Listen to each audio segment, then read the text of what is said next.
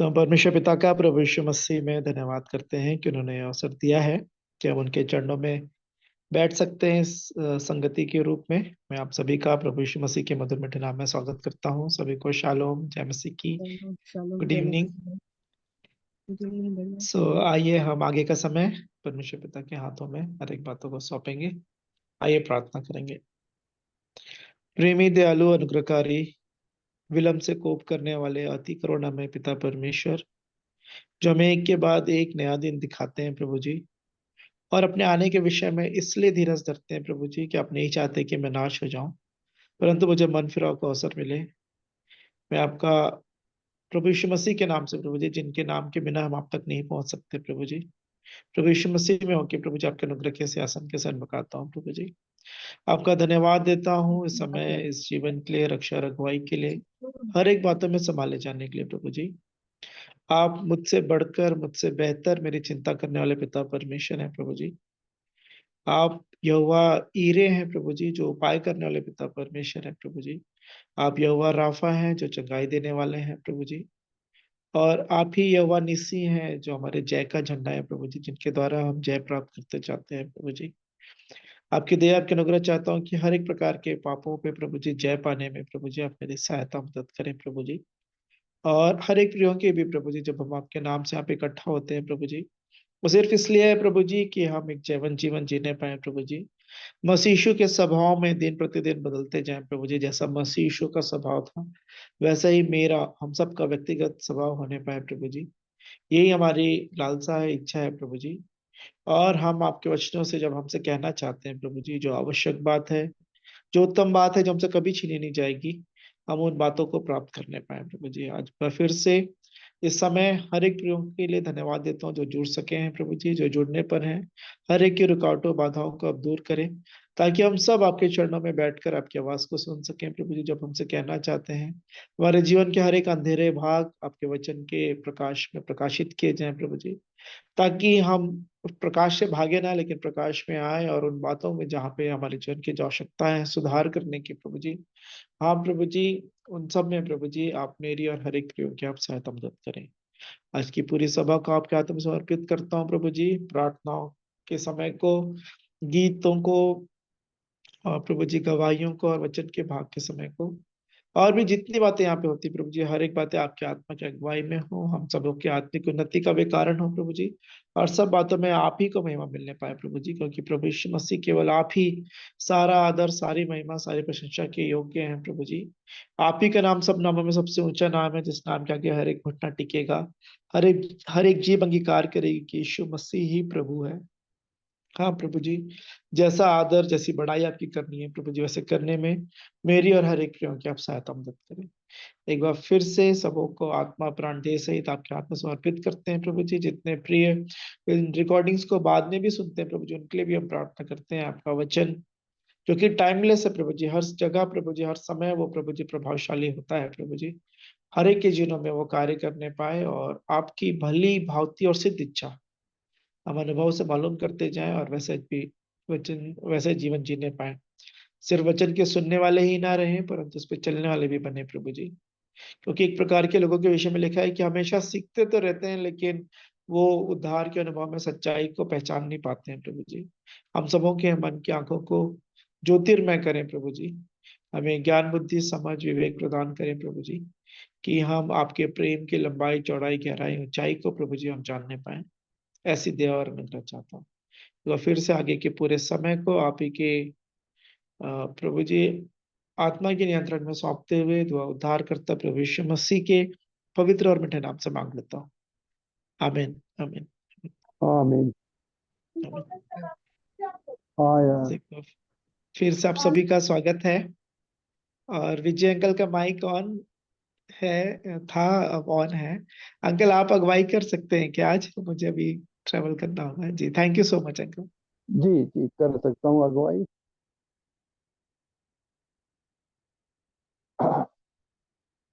प्रभु का धन्यवाद हो आज के दिन के लिए जो उसने बनाया है, हम उसमें आनंदित हैं। सब बोले हम उसमें आनंदित हैं।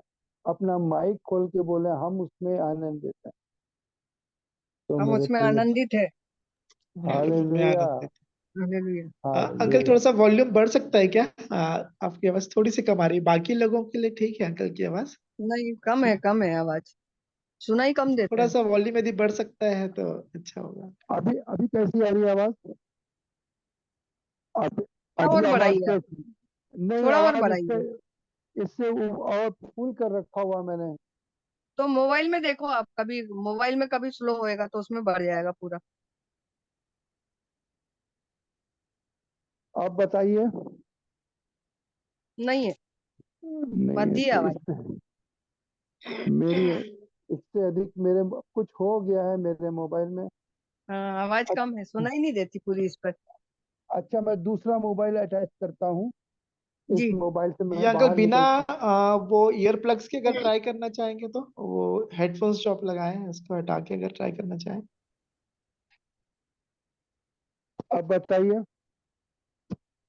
नहीं भैया, वैसी है, अच्छा ठीक है, मैं दूसरे मोबाइल से आवाज अटैच नहीं बढ़ी। करता हूँ।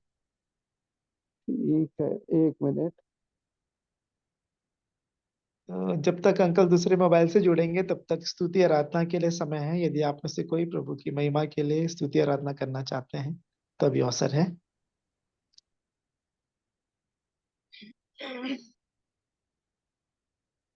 प्रभु की महिमा के लिए एक गाना गाना चाहती हूँ। राजाओं का राजा यीशु राजा जगत में राज करेगा। हालेलुया, हालेलुया, उसका धन्यवाद करो, उसका धन्यवाद करो। यहोवा का धन्यवाद करो, क्योंकि वे भला है, उसकी करुणा सदा की है, उसका धन्यवाद करो। जो ईश्वरों का परमेश्वर है, उसका धन्यवाद करो, उसकी करुणा सदा की है, उसका धन्यवाद करो। जो प्रभुओं का प्रभु है, उसका धन्यवाद करो। उसको छोड़ कोई बड़े बड़े आश्चर्य कर्म नहीं करता, उसका धन्यवाद करो। उसने अपनी बुद्धि से आकाश बनाया, उसका धन्यवाद करो। राजाओं का राजा यीशु राजा जगत में राज करेगा। हालेलुया, हालेलुया, उसका धन्यवाद करो। धन्यवाद आप सबको। हालेलुया। मेरी आवाज आ रही है? हालेलुया। मत दिए भैया, अभी भी आवाज मत दिए आपकी, बहन आप कैसी है? थोड़ी सी बड़ी है। अच्छा, अब इससे अधिक तो कुछ कर नहीं सकता कोई मैं। बात नहीं भैया, कोई बात नहीं, सुनने की कोशिश करेंगे।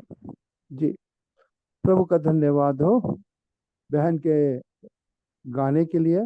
और भी इस समय हम सब भाई बहनों को से निवेदन है, जितने भी जुड़े हैं इस समय, अभी इस समय हम लोग मेरे सहित 5 आदमी हैं। क्या कोई और प्रभु की स्तुति करेगा?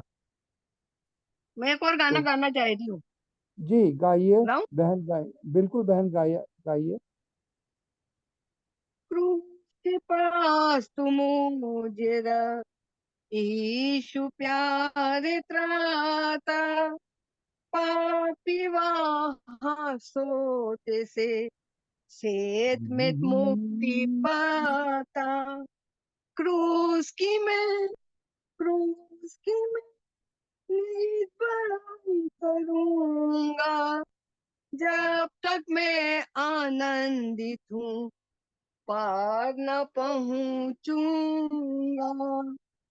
क्रूस के पास जब मैं आया, प्रेम और कृपा पाई, वहाँ किरण सूर्य की मेरे दिल में आई। क्रूस की मैं, क्रूस की मैं पढ़ाई करूंगा, जब तक मैं आनंदित हूँ पार न पहुंचूंगा। तेरी दया क्रूस के पार मुझे पहुंचावे। मेरे ऊपर सादा लो क्रूस की छाया वे। क्रूस की मैं नित बड़ाई करूंगा। जब तक मैं आनंदित हूँ पार न पहुंचूंगा। क्रूस के पास मैं ठहरूंगा नित्य भरोसा के। जब तक मैं न देखूंगा हर्ष को तेरे घर के। क्रूस की मैं क्रूस की मैं नित बड़ाई करूंगा।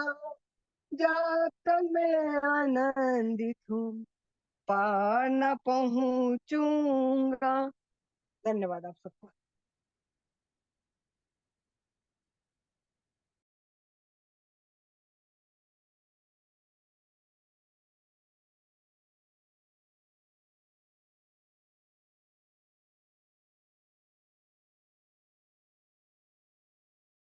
म्यूट है भैया, आपका म्यूट है।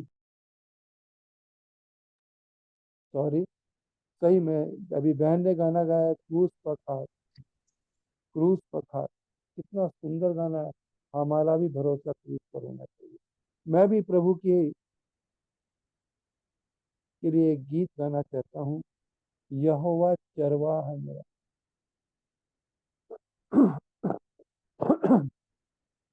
यहोवा चरवाहा मेरा, कोई घटी मुझे नहीं है। हरी चराइयों में मुझे स्नेह से चलाता वो है। यहोवा चरवाहा मेरा, कोई घटी मुझे नहीं है। हरी चराइयों में मुझे स्नेह से चलाता वो है। मृत्यु के अंधकार से मैं जो जाता था, प्रभु यीशु करुणा से तसल्ली मुझे दी है। मृत्यु के अंधकार से मैं जो जाता था, प्रभु यीशु करुणा से तसल्ली मुझे दी है। यहोवा चरवाहा मेरा, कोई घटी मुझे नहीं है। हरी चराइयों में मुझे स्नेह से बैठाता वो है। सिर पर वो तेल मला है, अभिषेक मुझे किया है। दिल मेरा भर गया है और उमड़ भी रहा है।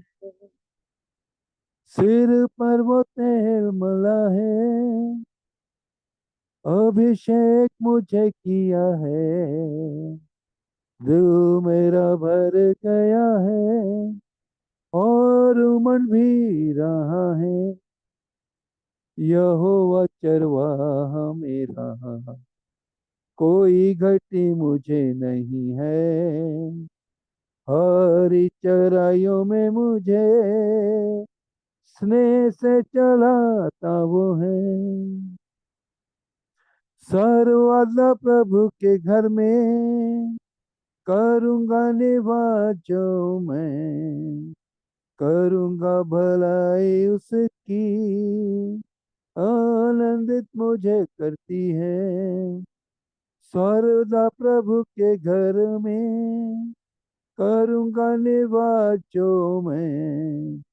करुणा भलाई उसकी, आनंदित मुझे करती है।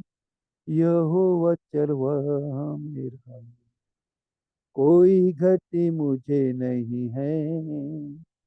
हरी चराइयों में मुझे स्नेह से बैठाता वो है। सच में हर यहोवा हमारा हरी हरी चराइयों में हमें बैठाना चाहता है, और वो हमको स्नेह से ले जाना चाहता है। वो चाहता है कि हम सर्वदा उसके घर में वास करें। उसकी करुणा और भलाई मुझको आनंदित करती है। सो मैं प्रभु का धन्यवाद देता हूँ इस गाने के लिए। आपके प्रभु के नाम की महिमा और तारीफ करता हूँ। और भी कोई भाई या बहन? मैं भी गीत गाना चाहूंगी। मेरी आवाज आ रही है ना? अरे अच्छा। जमींदार है मेरा पिता, मैं उनका मजदूर यहाँ। जमींदार है मेरा पिता, मैं उनका मजदूर यहाँ। मेहनत करता हूँ, मेहनत करता हूँ, वचन के बीज बोता हूँ। मेहनत करता हूँ, खुशी के गीत गाता हूँ। जो काम दिया है यहाँ पे उनका काम करता हूँ। जो काम दिया है यहाँ पे उनका काम करता हूँ। जमींदार है मेरा पिता, मैं उनका मजदूर यहाँ। जमींदार है मेरा पिता, मैं उनका मजदूर यहाँ। हरा भरा खेत अब सुनहरा हुआ है, फसल पक चुका खेत तैयार पड़ा है। हरा भरा खेत अब सुनहरा हुआ है, फसल पक चुका खेत तैयार पड़ा है। मजदूर कमी है, कटनी जरूरी है। मजदूर कमी है, कटनी जरूरी है। मेहनत करता हूँ, ज्यादा मेहनत करता हूँ। गीत गाता हूँ, खुशी के गीत गाता हूँ। जो काम दिया है यहाँ पे उनका काम करता हूँ। जो काम दिया है यहाँ पे उनका काम करता हूँ। जमींदार है मेरा पिता, मैं उनका मजदूर यहाँ। जमींदार है मेरा पिता, मैं उनका मजदूर यहाँ। पिता आने का देखो समय हो गया, एक एक कर सारी बातें हो रहा है। पिता आने का देखो समय हो गया, एक एक कर सारी बातें हो रहा है। कहीं भूकंप, कहीं सुनामी, कहीं भूख मरी, कहीं बैंड बराती।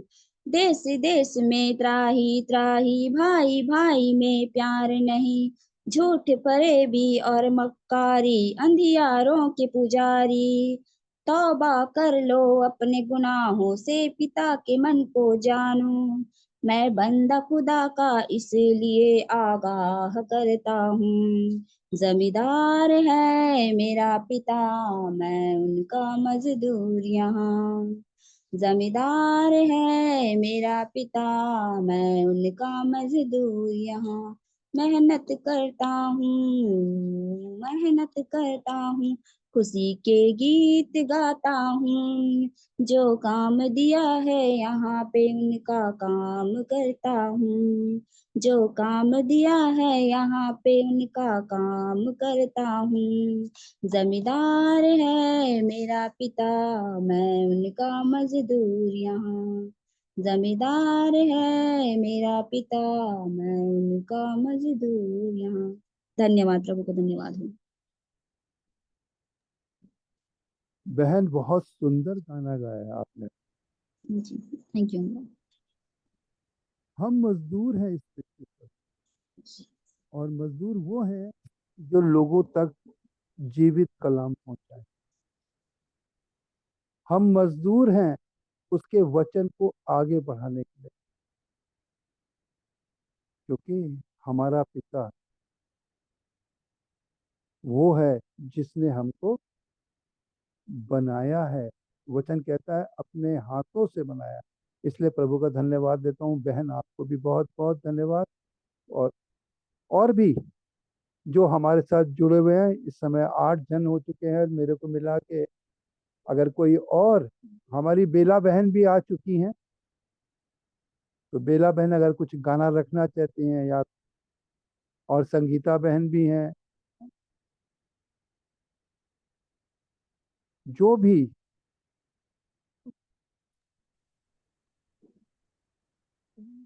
गाने आप में। सबको शालोम। शालोम प्रभु की बहन, महिमा के शालोम। लिए गीत है। तूने किया खाली अपने आप को, छोड़ी सारी महिमा।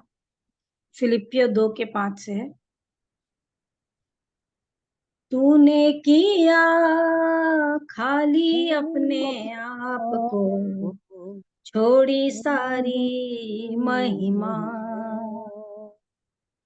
होकर खुदा किया शून्य अपने आप को, बना मनुष्य समान। तूने किया खाली अपने आप को, छोड़ी सारी महिमा।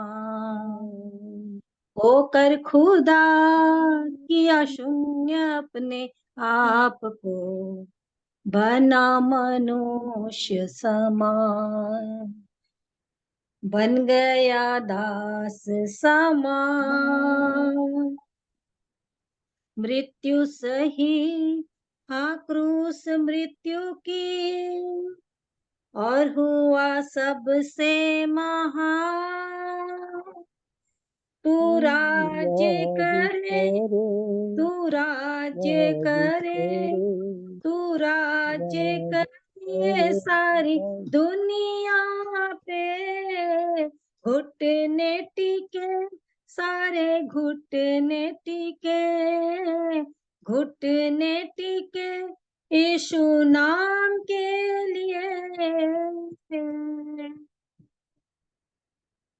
आसमानों में है स्थिर तेरा सिंहासन, पराक्रमी खुदा। महिमा से अब फैले तेरा शासन, कदमों पे सारा जहां। सजदे में हर इंसान, वध जो हुआ निर्दोष मेमना। तेरा है सारा अधिकार, तू राज्य करे, तू राज्य करे, तू राज्य करे सारी दुनिया पे। घुटने टिके, सारे घुटने टिके, घुटने टिके यीशु नाम के लिए। यीशु राजा तू ही है, कल आज और सर्वदा।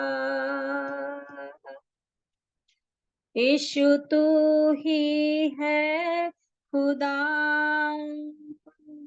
तू राज्य करे, तू राज्य करे, तू राज्य करे सारी दुनिया पे। घुटने टिके, सारे घुटने टिके, घुटने टिके यीशु नाम के लिए। प्रभु की स्तुति हो। सच में वो प्रभु यीशु मसीह हमारे लिए अपने आप को खाली कर दिए, अपनी सारी महिमा को छोड़ करके आ गए, अपने आप को शून्य किए, मनुष्य बने, दास बन करके क्रूस की मृत्यु सह ली। इसलिए सब हर एक घुटना उसके सामने टिक जाएगा। प्रभु को महिमा मिले, प्रभु की स्तुति हो।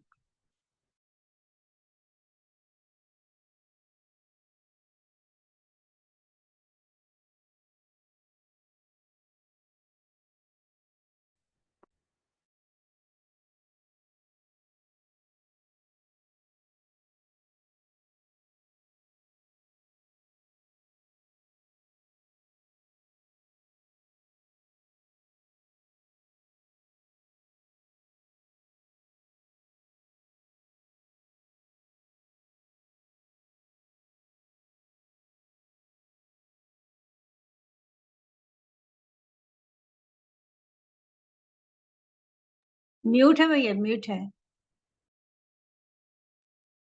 अगर कोई और गाना चाहता है तो प्रभु की महिमा के लिए और भी गाना गाएं, और अगर नहीं है गाना चाहते तो कोई आज दिन भर आपके साथ कोई ऐसी बात हुई जो उसकी गवाही आप रख सकती हैं।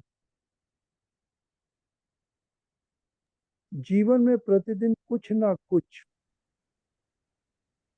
चाहे वो समस्या हो, चाहे वो खुशी हो, चाहे जीवित कलाम क्यों ना हो, जब हम पढ़ते हैं तो हमारे जीवन में एक अनोखी बात सामने आ जाती है। जो हम सोच नहीं सकते, परमेश्वर वो हमारे सामने करता है। इसलिए जिसके पास गवाही हो, या वचन पढ़ना हो, या आराधना करनी है, अभी है टाइम, तो आप लोग जरूर इसमें शामिल हो। प्रभु का धन्यवाद करती हूँ सुंदर समय के लिए। स्तुति का एक गीत मैं भी गाऊंगी। सदा मैं स्तुति करूंगा, सदा मैं सेवा करूंगा, मुझे बचाया यीशु ने, सदा मैं स्तुति करूंगा।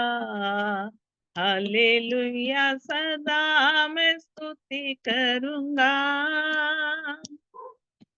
मुझे बचाने आया जब मैं गुनाहों में था, मुझे बचाने आया जब मैं गुनाहों में था।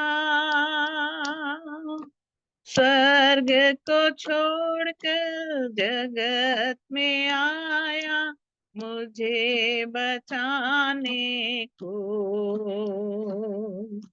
स्वर्ग को छोड़कर जगत में आया मुझे बचाने को।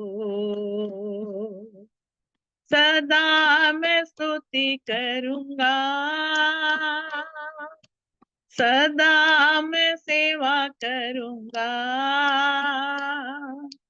मुझे बचाया यीशु ने, सदा मैं स्तुति करूंगा। हालेलुया, सदा मैं स्तुति करूंगा। जब मैं निराशा में था तूने मुझे आशा दी, जब मैं निराशा में था तूने मुझे आशा दी। जगत में आया जीवन को दिया पवित्र प्रेमी यीशु। जगत में आया जीवन को दिया पवित्र प्रेमी यीशु। सदा मैं स्तुति करूंगा, सदा मैं सेवा करूंगा, मुझे बचाया यीशु ने, सदा मैं स्तुति करूंगा। हालेलुया, सदा मैं स्तुति करूंगा। प्रेमी प्रभु यीशु, बचाया तूने मुझे। प्रेमी प्रभु यीशु, बचाया तूने मुझे। देता हूँ मैं सारा जीवन संपूर्ण आनंद से, देता हूँ मैं सारा जीवन संपूर्ण आनंद से। सदा मैं स्तुति करूंगा, सदा मैं सेवा करूंगा। मुझे बचाया यीशु ने, सदा मैं स्तुति करूंगा। हालेलुया, सदा मैं स्तुति करूंगा। अनादि परमेश्वर, सच्चाई और जीवन है तू। अनादि परमेश्वर, सच्चाई और जीवन है तू। स्तुति प्रशंसा करता रहूंगा तेरे आने समय तक। स्तुति प्रशंसा करता रहूंगा तेरे आने समय तक। सदा मैं स्तुति करूंगा, हालेलुया। सदा मैं सेवा करूंगा, हालेलुया। मुझे बचाया यीशु ने, सदा मैं स्तुति करूंगा, हालेलुया। सदा मैं स्तुति करूंगा। प्रभु को महिमा मिले। सदा मैं स्तुति करूंगा। सच में बेला बहन ने बड़ा अच्छा गाया। सदा हमें स्तुति करनी है, हर पल हर क्षण। जब हम आराधना करेंगे तो हमारे जीवन से वो सारी कड़वी जड़ें निकल जाएंगी। दिन भर संसार की नहीं परंतु आत्मिक बातों में हमें बनना है। इसलिए मैं बेला बहन का बहुत बहुत धन्यवाद देता हूँ इस गाने के लिए, जो हमारी उन्नति के लिए है। और भी कोई भाई या बहन है जो हमें अब आराधना में जुड़ने के लिए सहायता मदद करेंगे। आप सबों को जय मसीह की। मैं भी एक गीत गा लूंगी प्रभु की स्तुति में। तुझसे मिली है जिंदगी, कैसे मेरा कहूँ। प्रभु से जुड़ी है जिंदगी, कैसे तोड़ दूँ। तुझसे मिली है जिंदगी, कैसे मेरा कहूँ। प्रभु से जुड़ी है जिंदगी, कैसे तोड़ दूँ। जब जब मैंने तुझको पुकारा, तूने मेरी सुन ली है।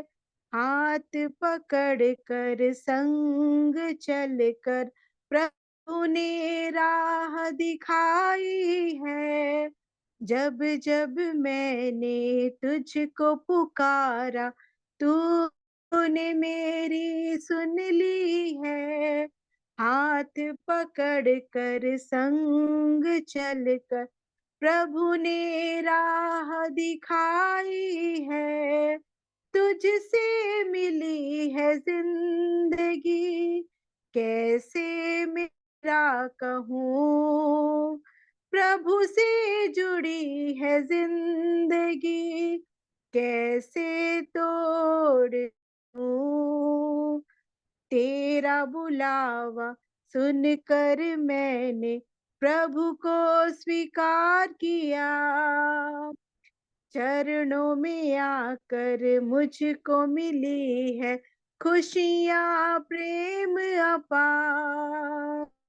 तेरा बुलावा सुनकर मैंने प्रभु को स्वीकार किया।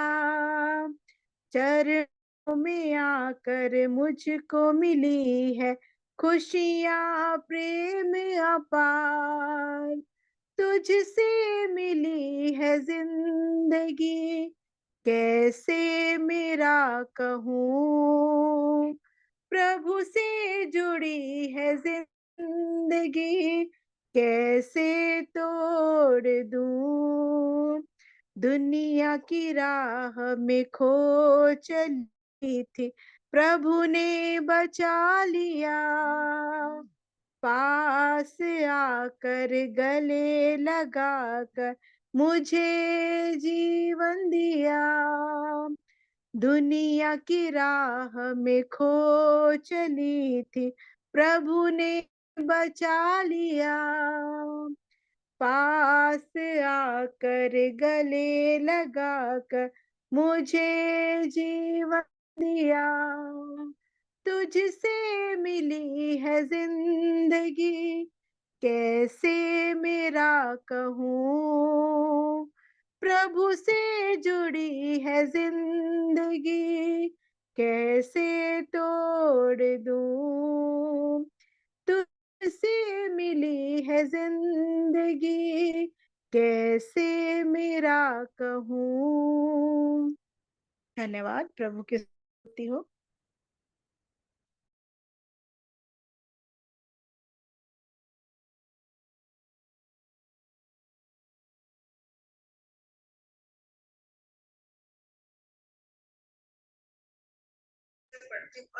बंद है भैया आपका? भूल जाता हूँ। आशीष भाई हमारे बीच में हैं? आज नहीं है अंकल।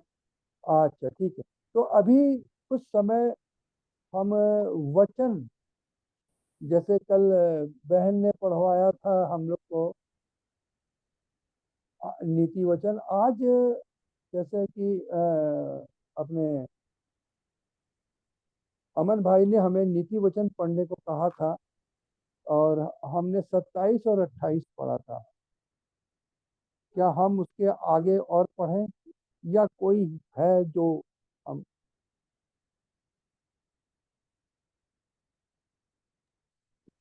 आज के डेट का पढ़ सकते हैं अंकल जी। अच्छा, आज का डेट है 2 तारीख। 2 तारीख का। हाँ, जी। 2 तारीख का निकल लें।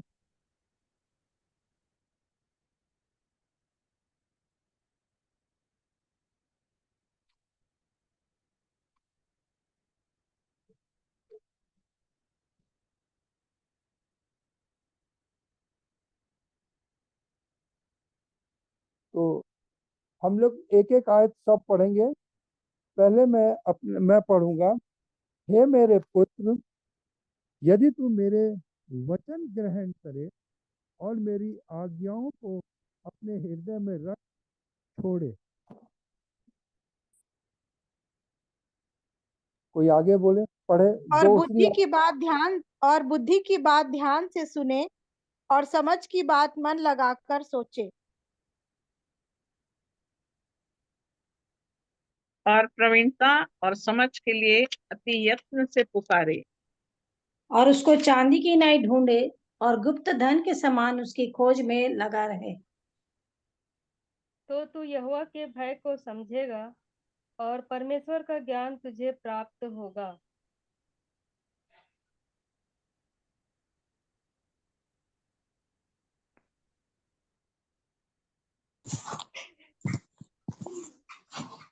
क्योंकि बुद्धि यहोवा ही आप देता है, ज्ञान और समझ की बातें उसी के मुंह से निकलती है।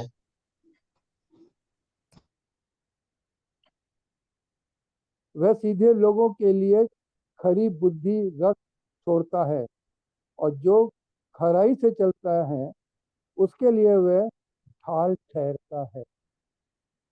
वह न्याय आप के पथों की देखभाल करता और अपने भक्तों के मार्ग की रक्षा करता है। तब तू धर्म और न्याय और निष्पक्षता को अर्थात सब भली भली चाल को समझ सकेगा। क्योंकि बुद्धि तो तेरे हृदय में प्रवेश करेगी और ज्ञान तुझे मनभाऊ लगेगा। विवेक तुझे सुरक्षित रखेगा और समझ तेरी रक्षक होगी।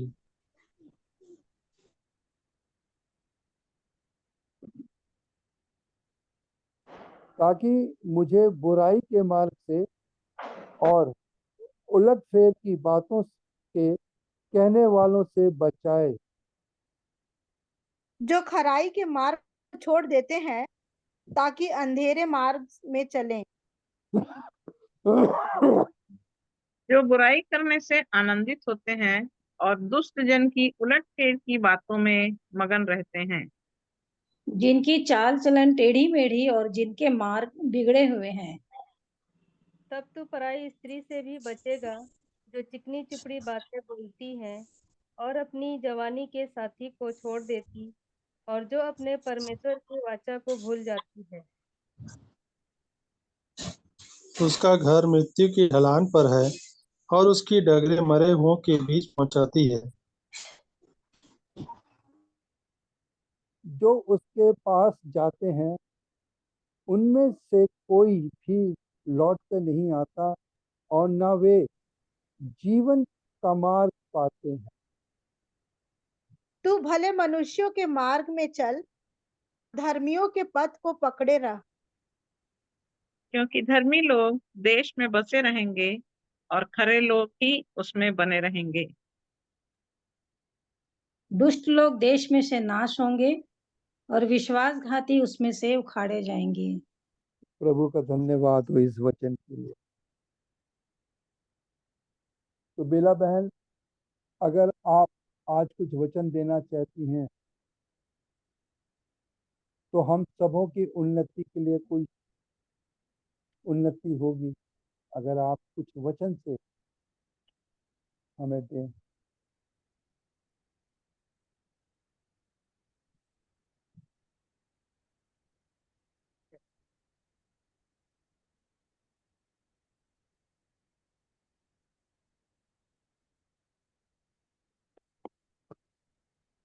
बेला बहन, मेरी आवाज आ रही है? जी भाई।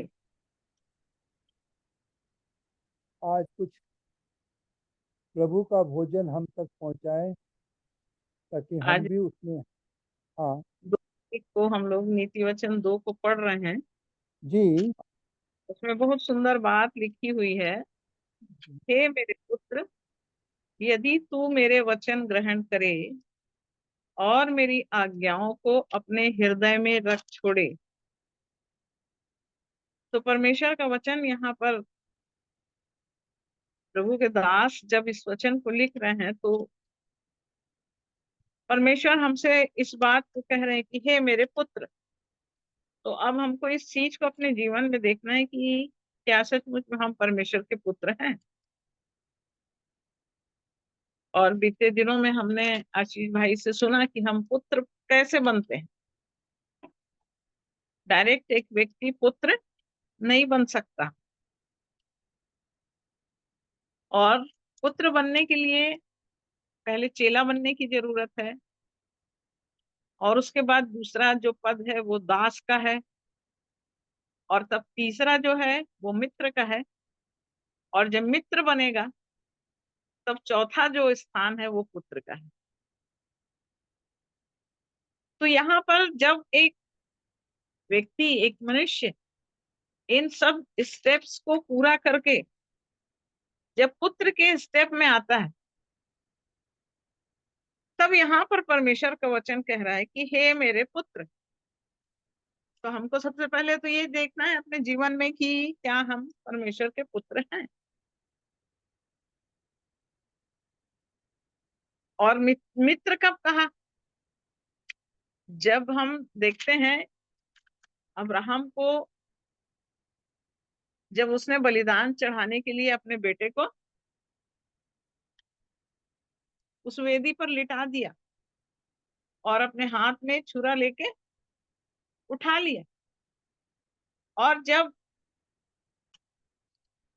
उसने हाथ में छुरा ले लिया और तब परमेश्वर की आवाज को वो सुनता है कि अपने बेटे पर छुरी मत चला। और जब उस बेटे पर छुरी मत चला ये प्रभु कहता है तो परमेश्वर इस बात को अब्राहम को बताना चाह रहा था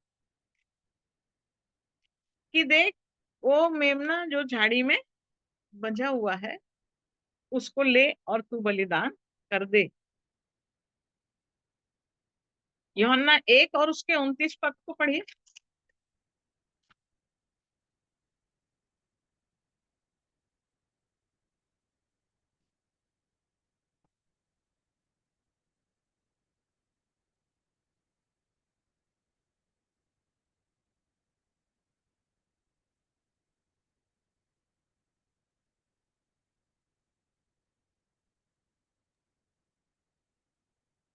दूसरे दिन उसने यीशु को अपनी ओर आते देखकर कहा, देखो ये परमेश्वर का मेमना है जो जगत का पाप उठा ले जाता है। हाँ, ये मेमना कौन है? परमेश्वर। प्रभु यीशु मसीह। परमेश्वर अब्राहम से इस बात को कह रहा है कि वो मेमना जो झाड़ी में बचा हुआ है उसको ले और उसको क्या कर दे? बलिदान चढ़ा दे। और तब परमेश्वर ने इब्राहिम से अपनी मित्रता को जाहिर किया। एक मित्र जो होता है वो अपने अंदर की बात को, अपने दिल की बात को अपने मित्र से बोलता है। और परमेश्वर वहां पर अब्राहम को ये बात बता रहा है कि मित्र, पुत्र तेरा नहीं मरेगा, इसहाक के बलिदान से मनुष्य के जीवन का पाप छुड़ाया नहीं जाएगा, परंतु मेरा बेटा जिसको मैं जगत में भेजूंगा ये मेमना बन के जाएगा। और जब ये मेमना बन के जाएगा तो ये मनुष्यों के लिए बलिदान किया जाएगा। प्रभु यीशु मसीह के आने का मकसद, प्रभु यीशु मसीह के आने का उद्देश्य परमेश्वर ने इब्राहिम को वहां पर बताया। और वहां पर परमेश्वर ने अपनी मित्रता को जाहिर किया अब्राहम को। और जब एक व्यक्ति मित्र बन जाता है, जब अपने अंदर की बात को, हम उत्पत्ति के अध्याय में इन सब बातों को जानते हैं मेरे प्रिय, हम देखते हैं वचनों को तो हमको मालूम है कि परमेश्वर बिना इब्राहिम को कोई बात कहे अपना काम नहीं करता था। और कैसे इस बात को हम जान सकते हैं कि जब सदोम और अमोरा को नाश करने जा रहे थे तो परमेश्वर ने इब्राहिम से इस बात का वर्णन किया। एक मित्र जब मित्रता होती है तब अपने अंदर की बात को बोलता है। और चूंकि अब्राहम का भतीजा लूत उस सदोम और अमोरा में रहता था और सदोम और अमोरा में रहने के कारण से यूं ही उस सदोम अमोरा को परमेश्वर नाश नहीं करना चाहता, क्योंकि इब्राहिम उसका मित्र था। और इसलिए अपने दूत को भेजकर अब्राहम को बताता है। और अब्राहम जब इस बात को सुनता है तो अब्राहम क्या करता है?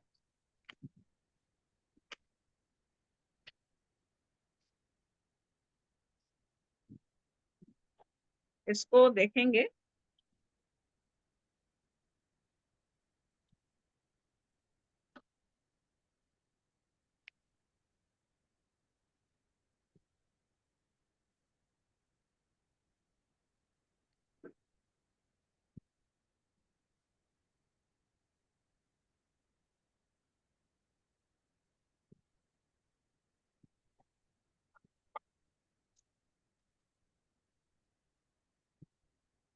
अठारहवें अध्याय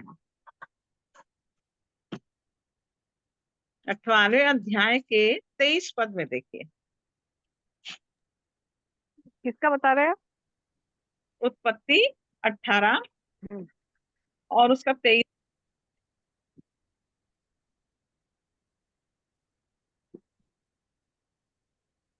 उत्पत्ति 18 का 23। हाँ, तब अब्राहम उसके समीप जाकर कहने लगा, क्या तू सचमुच दुष्ट के संग धर्मी का भी नाश करेगा? हाँ। अब यहाँ पर अब्राहम से जब 3 दूत वहां आते हैं और उन लोग बातचीत कर रहे हैं, तब यहाँ पर कह रहा है कि अब्राहम उसके समीप जाकर कहने लगा, क्या तू सचमुच दुष्ट के संग धर्मी को भी नाश करेगा? करेगा। और ये बात क्यों कह रहा था? 24 पद में पढ़िए उसको। कदाचित उस नाम में 50 धर्मी हो, तो क्या तू सचमुच उस स्थान को नष्ट करेगा और उन 50 धर्मियों के कारण जो उनमें हो ना छोड़ेगा? देखिए, अब यहाँ पर अब्राहम एक प्रश्न कर रहा है कि प्रभु, क्या तू दुष्ट के संग धर्मी को भी नाश कर देगा? और तब कह रहा है कि यहाँ पर यदि 50 धर्मी हो तो उन धर्मियों के कारण भी तू उनको नहीं छोड़ेगा। पर ये अब्राहम 50 धर्मी की बात क्यों कर रहा है?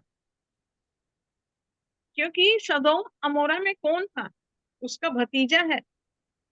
और तब यहाँ पर जैसे ही अब्राहम को बताता है परमेश्वर कि मैं सदोम अमोरा को नाश करने जा रहा हूं, तब यहाँ पर अब्राहम को ये बात याद आ जाती है कि उसका अपना कोई है वहां पर, और अब्राहम से लूत अलग हो गया था और जाकर सदोम में बस गया था। और उसके बसने के कारण से यहाँ पर अब्राहम सोच रहा है, अब्राहम से मुलाकात लूत की नहीं हुई है, परंतु अब्राहम सोच रहा है कि शायद मेरे भतीजे लूत के पीछे 40-50 लोग होंगे जिसको शायद मैं बचा सकता हूँ। और तब यहाँ पर वो 50 लोगों की बात कर रहा है। 25 पद पढ़िए।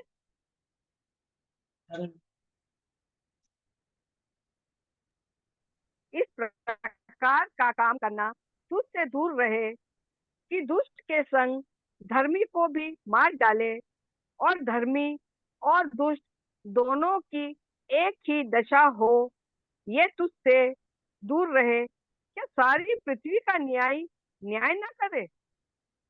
अब यहाँ पर प्रभु से वो इस बात को कह रहा है। देखिए, जब मित्रता होती है तो आपस में बातचीत कैसी होती है ना। यहाँ कह रहा है कि इस प्रकार का काम करना तुझसे दूर रहे कि दुष्ट के संग धर्मी को भी मार डाले। प्रभु, ऐसा मत करना, दुष्ट और धर्मी एक साथ मत मारना प्रभु। इस प्रकार और धर्मी और दुष्ट दोनों की एक ही दशा हो तो दोनों का फिर तो एक ही हाल हो जाएगा। अब सदोम का आप नाश कर दोगे तो उसके संग धर्मी लोग भी नाश हो जाएंगे, तो दोनों का तो एक ही हाल हो गया। और धर्मी और दुष्ट दोनों एक ही दशा हो, ये तुझसे दूर रहे। क्या सारी पृथ्वी का न्याय ना करे? अब ये को देखो परमेश्वर से कैसे बात कर रहा है। अब्राहम, तू तो न्यायी है परमेश्वर, तू तो न्यायी है, क्या धर्मी और दुष्ट दोनों को मार देगा? तब 26 पद में देखिए।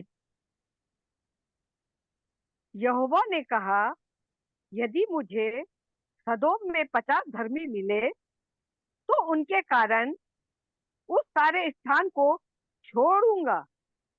हाँ, अब परमेश्वर यहाँ यहोवा परमेश्वर कह रहा है, क्या कह रहा है अब्राहम से? यदि 50 धर्मी होंगे ना अब्राहम, तो मैं तेरे को बता रहा हूँ कि मैं उस पूरे स्थान को छोड़ दूंगा। जब ये बात 50 धर्मी यदि होंगे तो मैं नाश नहीं करूंगा बोल रहा है, मैं छोड़ दूंगा उस स्थान को। फिर अब्राहम क्या कह रहा है उनसे? हे प्रभु सुन, मैं तो मिट्टी और राख हूं, तो अभी मैंने इतनी ढिठाई की कि तुझसे बातें करूं। अब अब्राहम मित्र होने के नाते जब परमेश्वर उससे बात कर रहा है और बता रहा है, तो यहाँ पर कह दिया परमेश्वर कि यदि 50 धर्मी होगा ना अब्राहम, तो मैं सदोम को नाश नहीं करूंगा। अब अब्राहम सोच रहा है कि क्या 50 धर्मी होंगे, और मैं बोल तो दिया हूं, और यदि नहीं होंगे तो यहाँ पर अब्राहम कह रहा है कि ए प्रभु, मैं तो मिट्टी और राख हूं, तो भी इतनी ढिठाई कि तुझसे बातें करूं। और उसके आगे क्या कह रहे हैं 28 पद में? कदाचित उन 50 धर्मियों में 5 घट जाए, तो क्या तू 5 ही के घटने के कारण उस सारे नगर का नाश करेगा? हाँ, उसने कहा, अब ये क्या यहाँ पर कह रहा है कि यदि 5 कम हो जाएगा प्रभु उस घटने के कारण से, तो फिर भी नगर को नाश कर देगा, है ना। उसने कहा यदि मुझे उसमें 45 भी मिले तो भी उसका नाश नहीं करूंगा। फिर उसने उससे यह भी कहा, कदाचित वहां 40 मिले। देखिए, अब अब्राहम को महसूस होने लग गया कि शायद वहां 40 होंगे क्या, क्योंकि अब्राहम लूत से मिला नहीं है, लूत की दशा को वो जानता नहीं है। एक बार जो अलग हो गया, उसके बाद लूत वहां जाके बस गया। चूंकि अब्राहम का उसके भाई का बेटा है वो, इसलिए जब नाश होने की बात आ रही है कि मैं उसको नाश कर दूंगा, तो वहां पर अब्राहम इस बात के लिए कि कैसे मैं अपने भतीजे लूत को बचा लूं। और तब यहाँ पर कह रहा है कि कदाचित उसमें से 40 मिले। उसने कहा, तो मैं 40 के कारण भी ऐसा ना करूंगा। अब यहाँ 40 नहीं करूंगा बोल रहा है, और जब वो 40 के कारण भी नहीं करूंगा बोल रहा है, तो फिर यहाँ पर अब्राहम क्या कर रहा है, फिर वार्तालाप कर रहा है, हे प्रभु क्रोध नहीं करो, तो मैं कुछ और कहूं, है ना। अपन क्या बोलते हैं, अरे सुन ना, मैं थोड़ा सा एक बात तेरे से बोलूं, गुस्सा नहीं होना भाई, है। बस यही बात है यहाँ पर। यहाँ पर अब्राहम अपने प्रभु से यही कह रहा है, कदाचित वहां 30 मिले। देखिए कैसा, यानी एक मित्रता, एक क्लोजनेस यहाँ पर बता रहा है कि वो कैसे बार्गेनिंग कर रहा है यहाँ पर अपने प्रभु के साथ में। फिर उसके बाद क्या हो रहा है, आगे पढ़िए। कौन सा यदि चीज? हाँ, कौन सा यदि थे? वहां 30 मिले तो भी ऐसा ना करूंगा। फिर उसने कहा, हे प्रभु सुन, मैंने इतनी ढिठाई तो की है कि तुझसे बातें करूं। कदाचित उसमें 20 मिले। उसने कहा, मैं 20 के कारण भी उसका नाश ना करूंगा। आगे पढ़िए। फिर उसने कहा, हे प्रभु क्रोध ना कर, मैं एक ही बार और कहूंगा, कदाचित उसमें 10 मिले। उसने कहा, तो मैं 10 के कारण भी उसका नाश ना करूंगा। जब यहोवा हाँ, अब्राहम से बातें कर चुका, तब चला गया और अब्राहम अपने घर को लौट गया। अब अब्राहम भी बात कर लिया, और बातचीत होने के बाद में लास्ट जो फाइनल हुआ वो क्या हुआ, 10 तक हुआ, है ना। जी 10 भी होगा तो मैं नाश नहीं करूंगा। अब ये हो गई दोनों की, और दोनों वहां से चले गए, चले गए। अपने घर को लौट गया। जब अब्राहम बातें कर लिया, तब अब्राहम अपने घर को लौट गया। और यहाँ पर 19 अध्याय में अब सदोम का स्थिति पूरा यहाँ पर बता रहा है कि जब कैसे लूत वहां पर, जब सदोम में दूत पहुंचते हैं, और दूत पहुंचने के बाद में जैसे वहां पर सामने ही कौन मिलता है, लूत मिलता है। और लूत मिलता है तो अपने घर में उनको ले जाता है, और उनको खिलाता पिलाता है, और उनको बोलता है तुम लोग विश्राम करो। और जब लूत अपने उन दूतों को अपने घर में रखा हुआ था,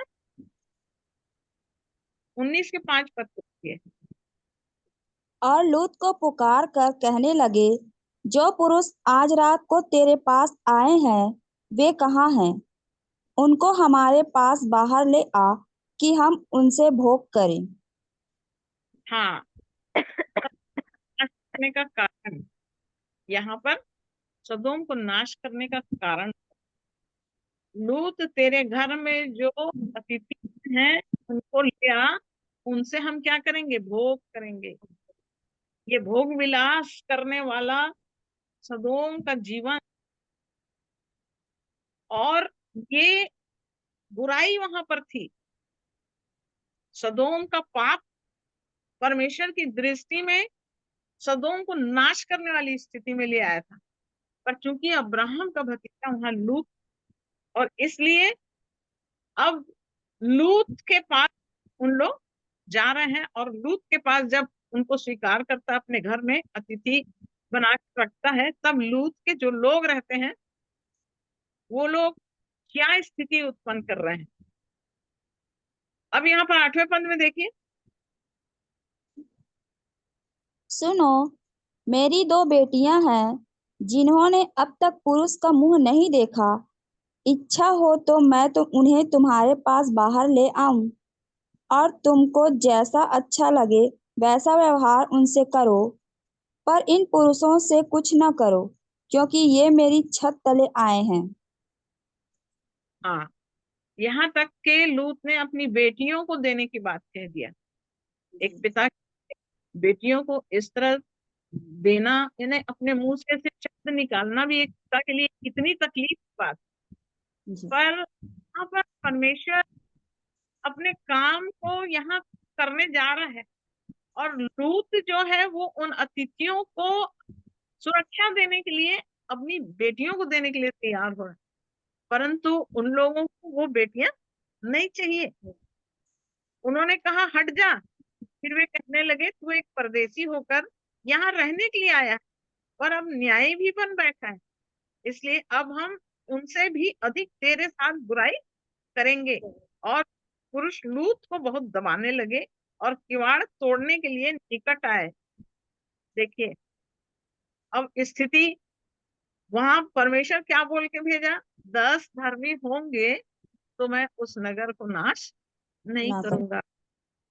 परंतु यहाँ पर स्थिति कैसी भयंकर स्थिति है। वहां के लोग, सदोम के लोग किस स्थिति में पड़े कि बाहर से आए हुए 3 लोग हैं, वो नहीं जानते हैं, वो उनको नहीं मालूम है कि ये परमेश्वर की तरफ से आए हुए लोग। वो सिर्फ ये समझ रहे हैं कि बाहर से कोई लूत के घर में आए हैं और इनके जो गेस्ट हैं उनके साथ आज रात हमको भोग विलास करना है। क्या भयंकर स्थिति है देखिए। और तब वो दबाने लगे लूत को, किवाड़ को खोलने के लिए उन लोग पूरी कोशिश कर रहे हैं। तब उन अतिथियों ने हाथ बढ़ाकर लूत को अपने पास घर में खींच लिया और किवाड़ को बंद कर दिया, और उन्होंने क्या छोटे क्या बड़े सब पुरुषों को जो घर के द्वार पर थे अंधा कर दिया। अतः वे द्वार को टटोलते टटोलते थक गए।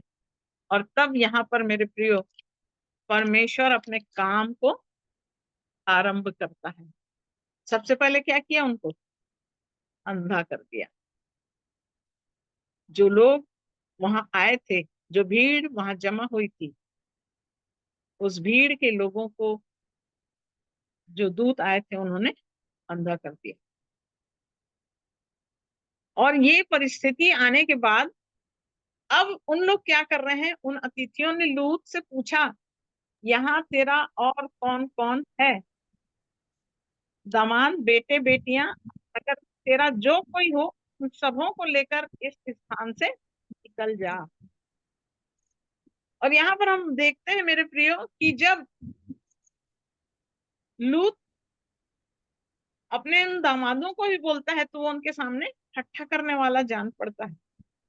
तेरा और कोई है, क्योंकि परमेश्वर ने क्या कहा था, 10 होंगे तो मैं नाश नहीं करूंगा, परंतु यहाँ पर 10 की गिनती नहीं हो रही है।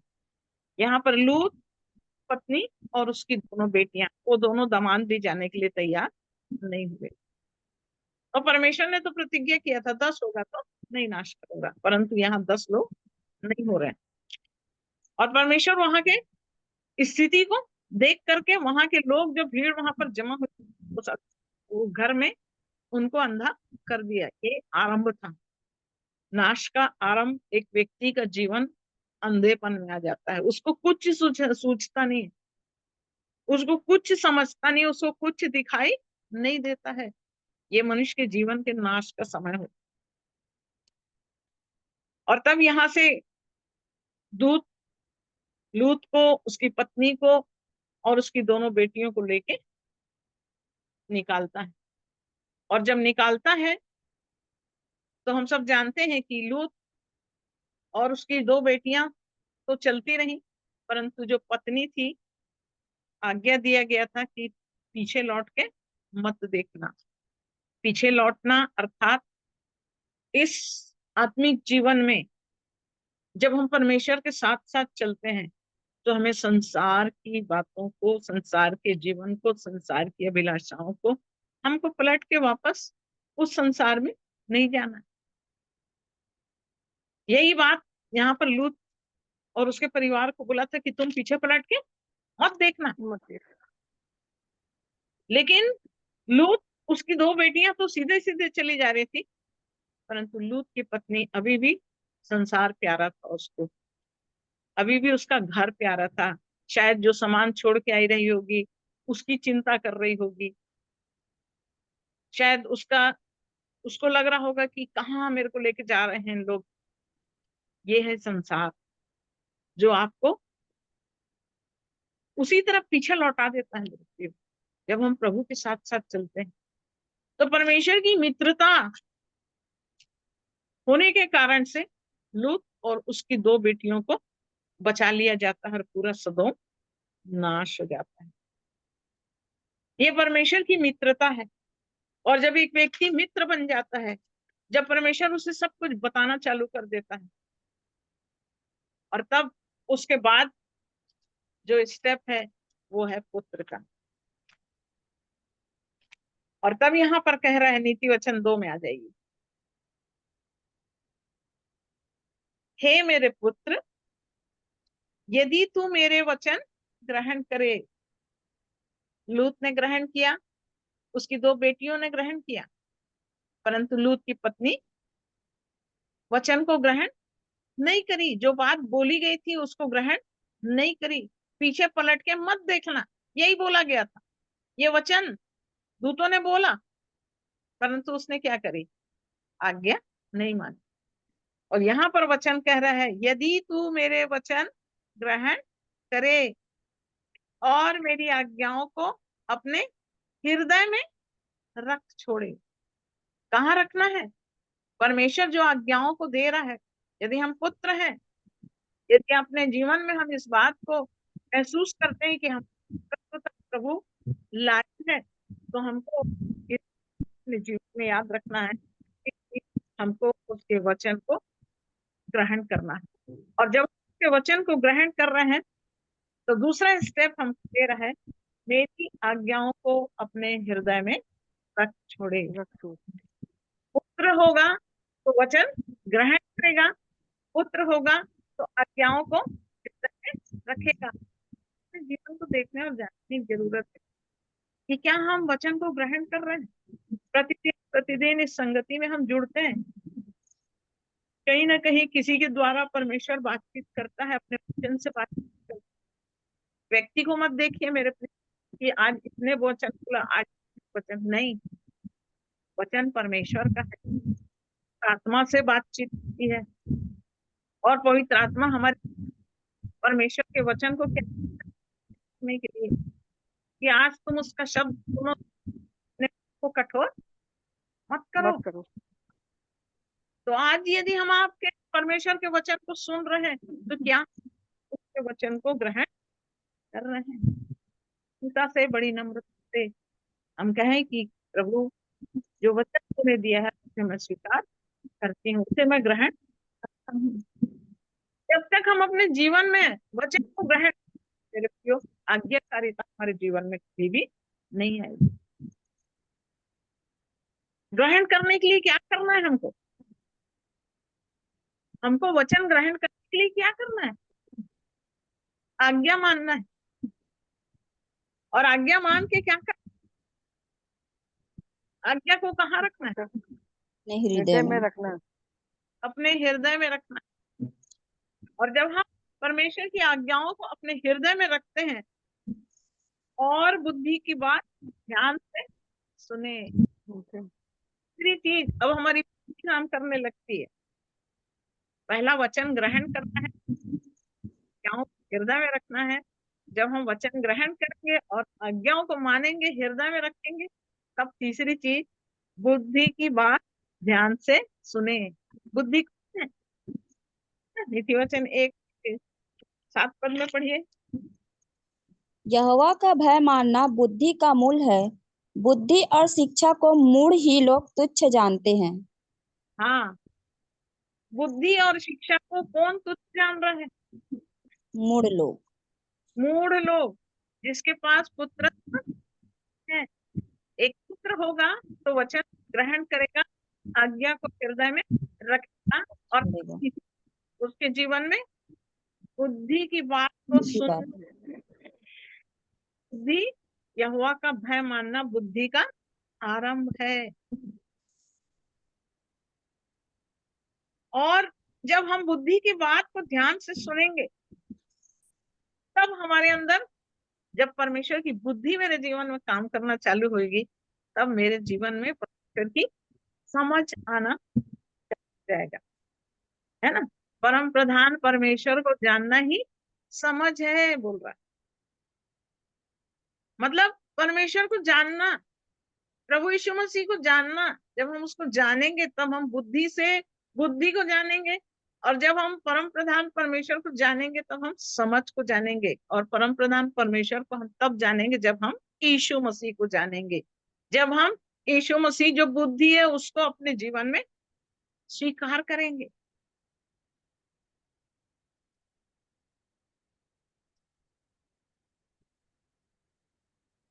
और समझ की बात मन लगाकर सोचे, और प्रवीणता और समझ के लिए अति यत्न से पुकारे। क्या करना है अब यहाँ पर?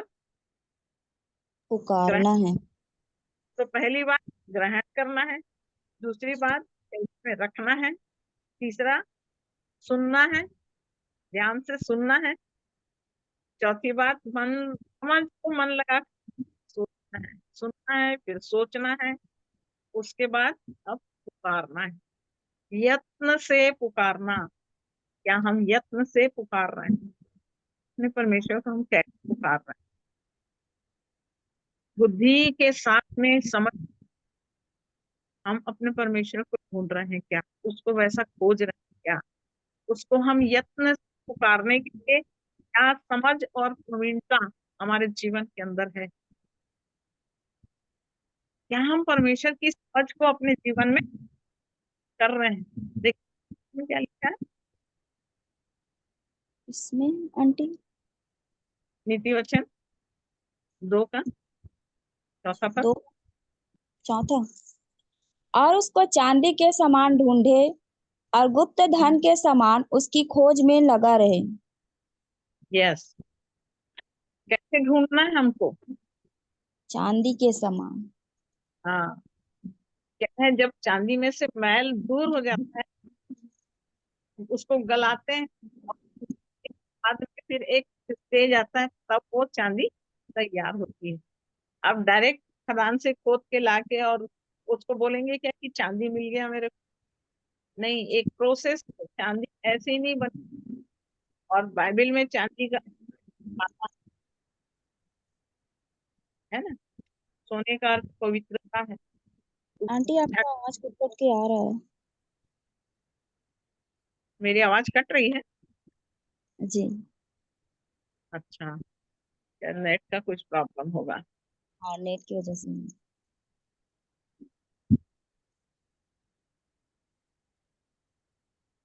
चांदी को हमको बनाना है, चांदी में बनता है ना। जी। और जब वो तपाया जाता है, खाया जाता है और तब उसको अलग किया जाता है, तब वो चांदी बनता है। तो एक व्यक्ति को ऐसे परमेश्वर को ढूंढना है, समान यत्न से पुकारना है, यत्न को ढूंढना है, और वह गुप्त धन के समान उसकी खोज में लगा रहे। गुप्त धन, मत्ती 13 में लिखा हुआ है कि व्यापारी जो है वो क्या करता है, अपना सब कुछ बेच देता है और उस खेत को खोद लेता है, मोल में। क्योंकि उस खेत में क्या था? गुप्त धन छिपा हुआ है। तो यदि मालूम हो जाए कि जगह धन छिपा हुआ है तो हम क्या करेंगे? पूरा यत्न करेंगे उसको ढूंढने के लिए, है ना। तो यहाँ पर परमेश्वर के जीवन को ढूंढने के लिए हम, जैसे गुप्त धन को एक व्यक्ति, ऐसे ही हमारे जीवन में हम क्या करना है? अपने परमेश्वर को ढूंढना है।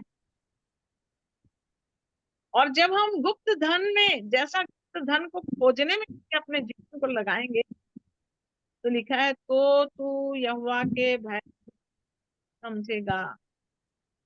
तो ये स्टेप जब तक मेरे जीवन का 5 स्टेप जो दिया कि वचन को ग्रहण करना, आज्ञाओं को हृदय में रखना, बुद्धि की बात ध्यान से सुनना, समझ की बात मन लगाकर सोचना, और प्रवीणता और समझ के लिए यत्न करना।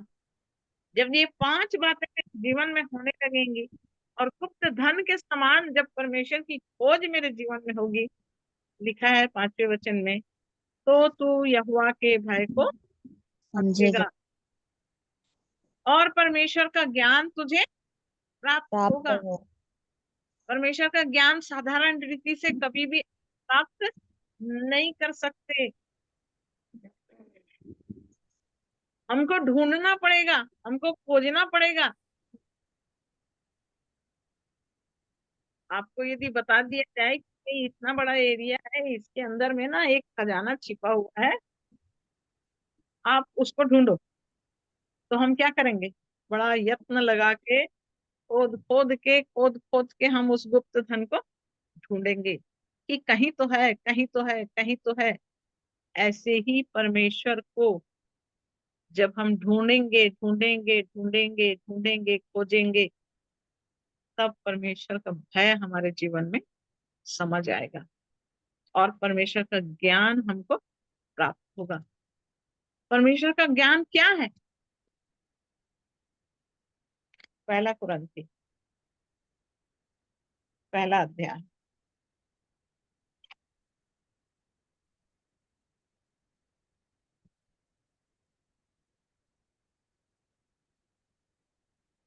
पहला अध्याय